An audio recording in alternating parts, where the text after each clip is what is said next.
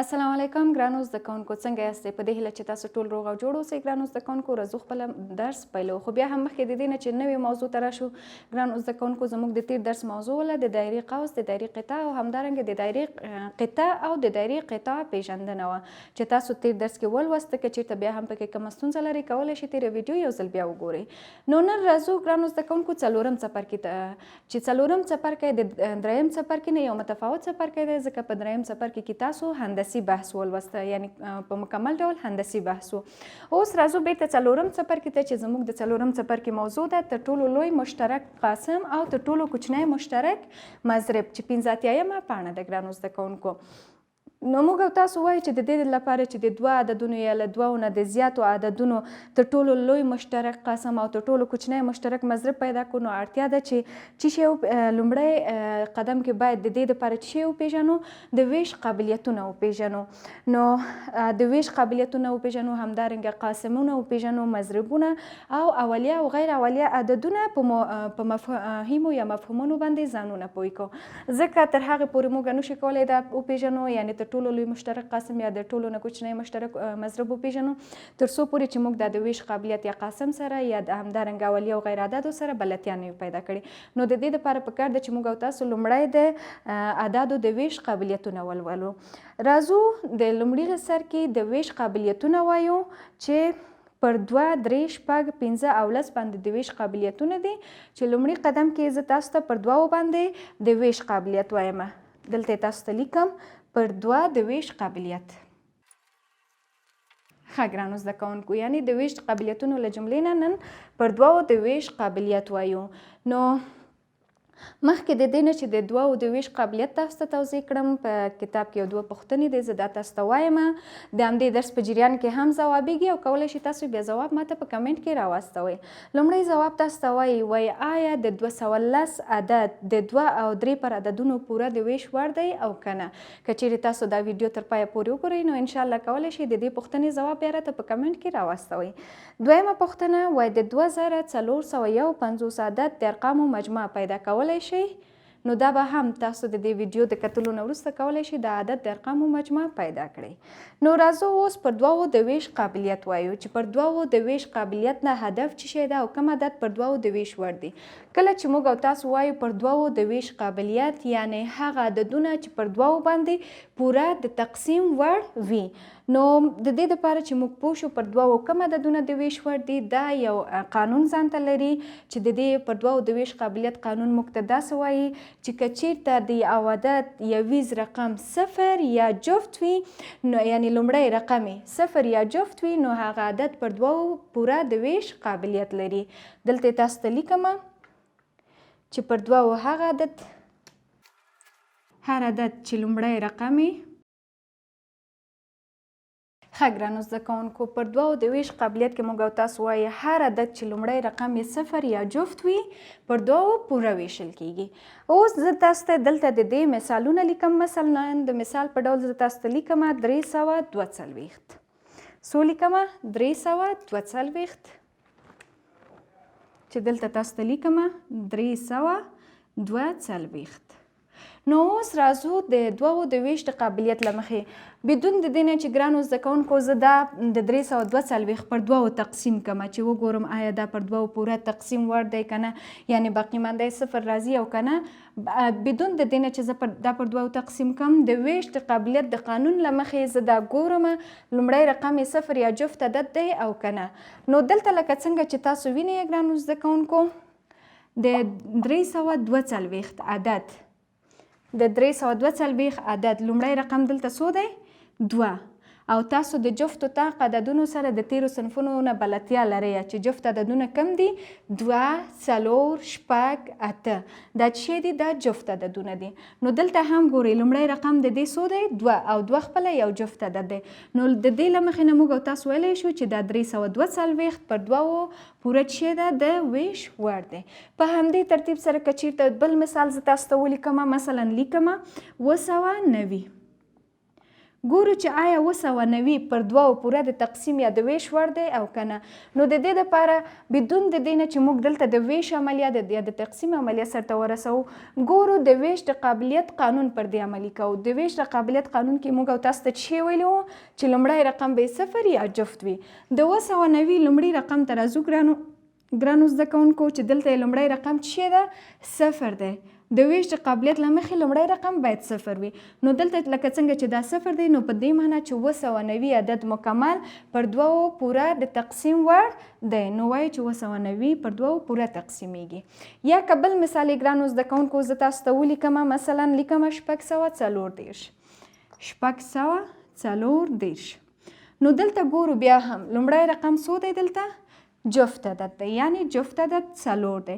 نو دا پر 2 پوره د تقسیم وړ دی. په همدې شکل سره ګرانو زده کوونکو نور مثالونه هم ورته لیکلی شو او بدون د دې نه چې تاسو د تقسیم عملیه سرته ورسوئ یا د ویش عملیه سرته ورسوئ، د ویش د قانون له مخې نه که چېرته تاسو یو عدد وګورئ چې یویز رقم یا جفت وي یا صفر وي، نو په دې باندې به تاسو مستقیم پوهیږئ چې دا عدد مکمل پر 2 څه ده؟ پوره د تقسیم وړ دی. نو اوس راځم پر 3 باندې د ویش قابلیت تاسو ته وایم چې پر 3 باندې د ویش قابلیت څه ډول دی. دلته تاسو ته لیکمه. ښه ګرانو زده کوونکو، پر 3 د ویش قابلیت موږ او تاسو وایو چې پر 3 د ویش قابلیت کې هر عدد چې د رقمونو مجموعه یې پر 3 پوره وویشل شي، نو هغه عدد پر 3 باندې پوره ویشل کیږي. یعنی د ویش پر 3 باندې د ویش قابلیت دا یو بیل قانون لري، یعنی توپیر لري د دوو د ویش قابلیت نه، دا توپیر لري. پر 3 باندې هغه عدد پوره د تقسیم وړ دی چې د ارقامو مجموعه یا د رقمونو مجموعه پر 3 باندې پوره وویشل شي. که چیرته موږ د یو عدد رقمونه جمع کو او پر 3 باندې پوره تقسیم شي، نو موږ او تاسو وایو چې هغه عدد مکمل پر 3 د تقسیم وړ دی. مثلا زه تاسو ته د مثال په ډول باندې لیکم ګرانو زده کوونکو چې 843 لیکم 843. دا څه دی؟ یو عدد ده. خو اوس موږ او تاسو دلته نه پوهیږو چې آیا دا 843 پر 3 پوره د ویش وړ دی که نه، ځکه دا د پر 2 د ویش د قابلیت په څیر نه دی چې موږ یې وګورو یویز رقم یې جفت او طاق دی. نه، برعکس د 3 د ویش قابلیت بیل قانون دی چې دلته به موږ ارقام جمع کوو. که چیرته د ارقامو مجموعه پر 3 وویشل شوه، نو دا پر 3 باندې تقسیم وړ دی.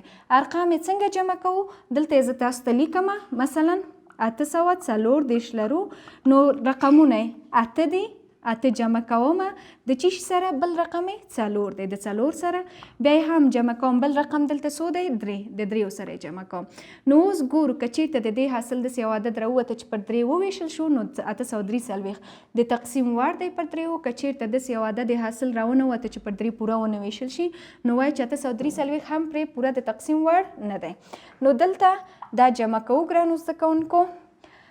3 جمع 4 و جمع 8 15. نو تاسو ته خو ګرانو زده کوونکو د ضرب د مخې نه هم معلومه ده چې کله موږ او تاسو وایو 100 3 15 کیږي، 15 3 15، یعنی 15 کولی شي پوره په 3 باندې د تقسیم وړ دی. نو د دې دپاره تاسو پوهیږئ چې 15 په 3 پوره د تقسیم وړ دی، نو 843 هم په 3 پوره د تقسیم وړ دی. یعنی عموما کوم عددونه چې موږ ضرب زبانی کې یا د ضرب ژبني ضرب کې وایو، هغه عددونه دي چې په همغه خپل عدد کم عدد کې چې ضربیږي هغه ور باندې پوره د تقسیم وړ وي. لکه څنګه چې موږ د 3 په ضرب ژبني ضرب کې وایو 15 3 15، نو په دې معنی چې 15 پر 3 پوره د تقسیم وړ هم دی.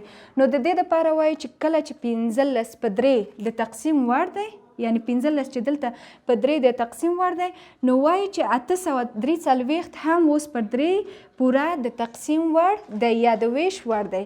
په همدې ترتیب سره راځم بل مثال ګرانو زده کوونکو تاسو ته لیکم. مثلا لیکم 1520. لیکم تاسو ته 1520. ښه ګرانو زده کوونکو، اوس 1520 ارقام جمع کوو. 15 جمع کوو د 3 سره او 3 هم جمع کوو د 7 سره. اوس ګورو چې د دې ارقامو مجموعه څومره راځي. 7 جمع 3 10 10 جمع 15 15. نو د دې حاصل څومره شو 15. او تاسو پوهیږئ چې 15 په 3 پوره د تقسیم وړ دی. نو کله چې 15 یعنی د دې 1530 د ارقامو مجموعه چې 15 شوه دا 15 په 3 پوره د تقسیم وړ دی. نو 1530 هم په 3 پوره د تقسیم وړ دی. په همدې ترتیب سره ګرانو زده کوونکو نور مثالونه هم لیکلی شو. مثلا لیکم 3240 3240. دا عدد به هم ستاسو کورنۍ دندې وي. ګورئ به چې په 3 پوره د ویش وړ دی او که نه. راځم ګرانو زده کوونکو پر شپږو باندې د ویش قابلیت ته. البته تاسو به نه وارخطا کیږئ چې د 4 او د 5 د ویش قابلیت چیرته دی. دا هم په د 5 د ویش قابلیت په راتلونکي درس کې درته ښایو. خو په دې درس کې موږ او تاسو پر شپږو باندې د ویش قابلیت درته وایم چې پر شپږو باندې کوم عدد پوره د ویش وړ یا د تقسیم وړ دی. دلته تاسو ته تعریف لیکم. ښه ګرانو زده کوونکو پر شپږو د ویش قابلیت کې موږ او تاسو وایو چې هغه عدد پر شپږو پوره د ویش یا د تقسیم وړ دی چې همزمان یا په یو وخت کې پر 2 او پر 3 هغه عدد پوره د تقسیم وړ شي. یعنې څه ډول موږ وایو هغه عدد چې پر 2 او 3 باندې پوره د تقسیم وړ وي نو هغه عدد پر شپږو هم پوره د تقسیم وړ دی. دلته تاسو ته لیکم هغه عدد. ښه ګرانو زده کوونکو اوس موږ او تاسو وایو پر شپږو د ویش قابلیت هغه عدد چې پر 2 او 3 باندې د ویشلو وړ وي پر شپږو باندې هم د تقسیم وړ دی. یعنې بیا هم وایم چې هغه عدد چې همزمان پر 2 او 3 باندې پوره تقسیم شي نو موږ او تاسو وایو چې هغه عدد پر شپږو هم پوره د تقسیم وړ دی. مثال په ډول زه تاسو ته لیکم 2310. دلته لیکم 2310. دا یو مثال دی. لومړی قدم کې موږ او تاسو ګورو پر 2 د ویش قابلیت پر دې عملي کوو. موږ او تاسو پر 2 د ویش قابلیت کې ویلو چې لومړی رقم به یا 0 وي یا جفت. نو دلته تاسو ګورئ د دې لومړی رقم 0 دی. دا پر 2 هم پوره د تقسیم وړ دی. راځو پر 3 باندې د تقسیمو. پر 3 کې څه شی ویلو چې د رقمونو مجموعه پر 3 د ویشلو وړ وي. نو ارقام یې جمع کوو. 2 جمع 3 جمع 1 جمع 0 جمع 0. نو دا مساوي کیږي 0 جمع 1 1 1 جمع 3 4 4 جمع 2 شپږ. او تاسو پوهیږئ چې شپږ پر 3 پوره د تقسیم وړ دی. نو ګورئ چې دا عدد 2310 هم پر 2 پوره د تقسیم وړ دی او هم پر 3 پوره د تقسیم وړ دی. نو د دې له امله موږ وایو چې دا عدد چې هم پر 2 او هم پر 3 پوره د تقسیم وړ دی ګرانو زده کوونکو نو دا عدد پر شپږو هم چې ده پوره د تقسیم وړ دی. په همدې ترتیب سره بل مثال یې زه تاسو ته لیکم ګرانو زده کوونکو. مثلا زه تاسو ته لیکم چې بل مثال تاسو ته لیکم ګرانو زده کوونکو چې 228. 228 اوس ګورو د 2 د ویش قابلیت له مخې یویز رقم جفت دی نو وایو چې دا پر 2 پوره د تقسیم وړ دی. راځو د 3 د ویش قابلیت کې ارقام یې جمع کوو. ارقام یعنې 2 بیا دویم رقم 2 او دریم رقم بیا هم 8. دا چې کوو جمع کوو یې 8 جمع 2 10 10 جمع 2 12. نو دلته یې حاصل لیکو 12. نو تاسو پوهیږئ چې 12 پر 3 باندې پوره د تقسیم وړ دی. لکه څنګه چې ژبني ضرب کې تاسو وایي 4 3 12. نو 12 په 3 باندې پوره تقسیمېدلی شي نو وایي چې دا په 3 هم پوره د تقسیم وړ دی. نو چې ارقام او مجموعه پر 3 پوره تقسیم شي خپله هغه عدد هم پر 3 پوره د تقسیم وړ دی.